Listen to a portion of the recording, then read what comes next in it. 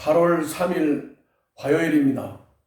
오늘 본문은 이사야 55장 1절부터 13절입니다.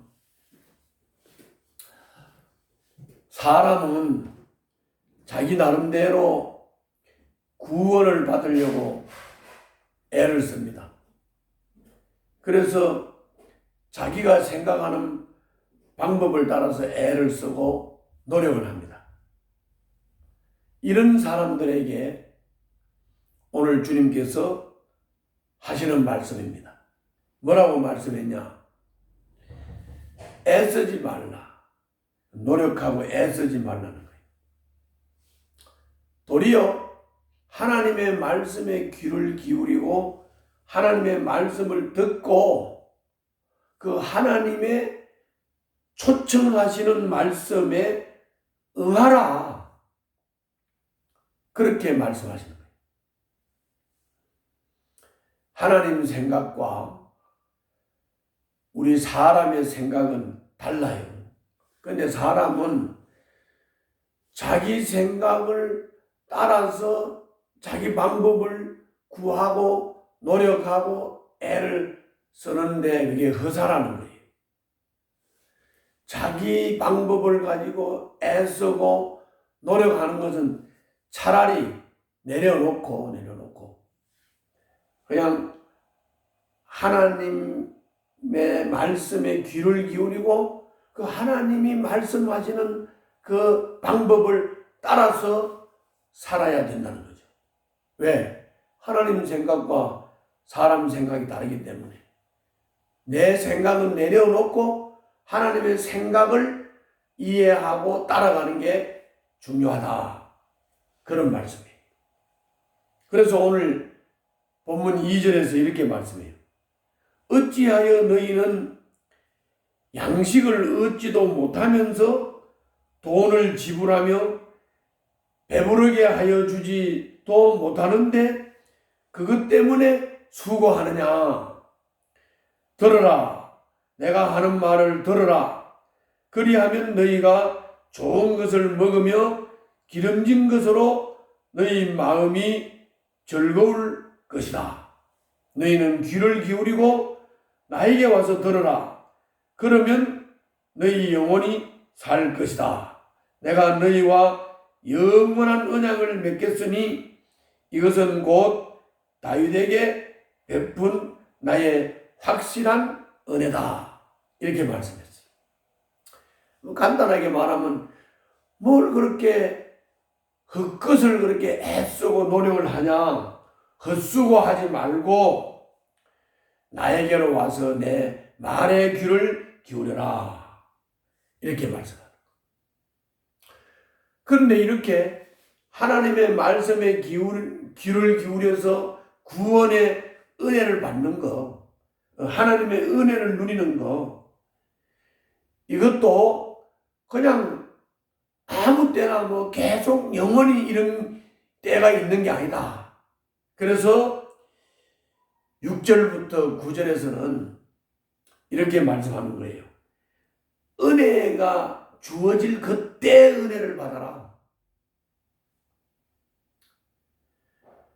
자꾸 너희 생각대로 하지 말고 너 생각하고 내 생각이 다르니까, 그리고 내 생각은 너희 생각보다 높으니까 은혜 받을 때 은혜 받도록 하라. 이렇게 말씀했어요. 6절부터 9절을 보겠습니다. 너희는 만날 수 있을 때에 주님을 찾아라. 너희는 가까이 계실 때에 주님을 불러라. 악한 자는 그 길을 버리고 불의한 자는 그 생각을 버리고 주님께로 돌아오너라. 주님께서 그에게 긍휼을 베푸실 것이다. 우리의 하나님께로 돌아오너라. 주님께서 너그럽게 용서하여 주실 것이다. 나의 생각은 너희 생각과 다르며 너희의 길은 나의 길과 다르다. 주님께서 하신 말씀이다. 하늘이 땅보다 높듯이 나의 길은 너희의 길보다 높으며 나의 생각은 너희의 생각보다 높다. 이렇게 말씀했습니다. 만날 수 있을 때 만나야지요. 가까이 계실 때 주님을 불러야죠. 그리고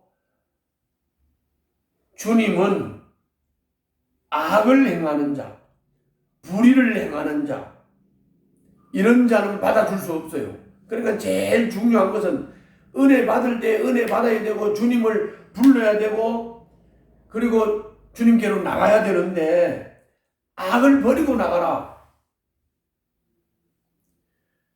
불의한 생각을 버리고 나가라. 그러면 주님께서 긍휼을 베푸시고 받아주고 그리고 용서해 주실 것이다. 여기에 조건이에요. 다른 건 없어요. 자기의 악은 버리고 자기의 생각, 불의한 생각은 버리고 은혜 받을 때 하나님께 나가면 하나님께서는 긍휼을 베푸시고 다 받아주시고 용서해 주신다. 이게 하나님의 높으신 뜻이다. 너희 생각대로 구원되는 게 아니고 내 생각대로 내 방법대로 구원이 되는 것이다. 그러면서 아주 중요한 말씀을 했어요. 그게 뭐냐면 먼저 자연의 순리를 말했어요. 자연의 순리. 어떻게 말했냐. 10절에서 비와 눈이 하늘에서 내려서 땅을 적셔서 싹이 돋아 열매를 맺게 하고 씨 뿌리는 사람에게 씨앗을 주고 사람에게 먹거리를 주고 나서야 그 근원으로 돌아간다. 비와 눈이 내려서 땅을 젖어서 싹이 나고 씨 뿌리고 먹을 게 나와서 먹을 것을 다 이렇게 공급하고 난 다음에 비와 눈은 근원으로 돌아간다. 그와 마찬가지로.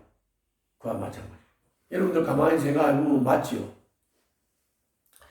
비가 눈이 와서 땅을 적셔서 싹이 나도록 땅을 준비시키고 거기에다가 농부가 씨를 뿌리면 또 싹이 나게 하고 싹이 나서 열매를 맺으면 그 열매가 사람에게로 이제 먹여져서 사람의 생명을 살리고 먹고 마시고 즐겁게 해주죠. 그게 끝나면 비와 눈은 근원으로 돌아간다. 이렇게 또 비와 눈이 오고 농사되게 만들고 농사에 지어서 곡식이 만들어지면 근원으로 돌아가고 다시 와서 그렇게 하고 근원으로 돌아가고 마찬가지로 하나님의 말씀도 그렇다. 하나님의 말씀도 하나님의 입에서 말씀이 나왔어요. 그러면은 그 하나님 입에서 나온 말씀이 하나님이 뜻하는 바대로 이루고 난 다음에 내가 하라고 보낸 일이 다 성취가 되면 다시 하나님께로 돌아온다. 하나님 입에서 말이 나왔어요. 그 말이 성취되고 이루어져요. 그 말이 성취되고 이루어지면 하나님께로 다시 돌아가는 거예요. 멋있지요? 그리고 무섭기도 하고 우리가 하나님의 말씀을 어떻게 대해야 되겠느냐 하는 것도 나와요. 하나님의 입에서 말씀이 나왔다? 그러면 그 말씀대로 이루어져요. 그 말씀대로 이루어지면 그 말씀이 하나님께로 돌아가요. 그러므로 여기 성경에 기록된 하나님 입에서 나오신 이 말씀은 그대로 반드시 이루어질 것이에요. 그러므로 우리는 하나님의 말씀을 하나님 대하듯이 정말 하나님으로 대하고 그 말씀을 따라 살고 그 말씀에 귀를 기울이고 그 말씀에 순종해야 될 거예요. 그리고 이제 마지막으로 12절 13절에서는 예루살렘이 회복된다고 말씀해요. 그러면 하나님의 입에서 예루살렘이 회복된다고 말씀했으니까 예루살렘은 회복이 되는 거죠. 그리고 회복이 됐지. 하나님의 말씀은 이렇게 엄청난 것입니다. 하나님의 말씀은 반드시 이루어집니다. 우리는 하나님의 말씀을 두렵고 떨림으로 듣고 받고 행해야 될 것입니다. 기도하겠습니다. 주님의 초청에 기쁘게 응하게 하시고 제 삶의 피로를 값없이 채워주시옵소서. 오늘도 귀한 말씀 주심을 감사하고 예수님 이름으로 기도하옵나이다. 아멘.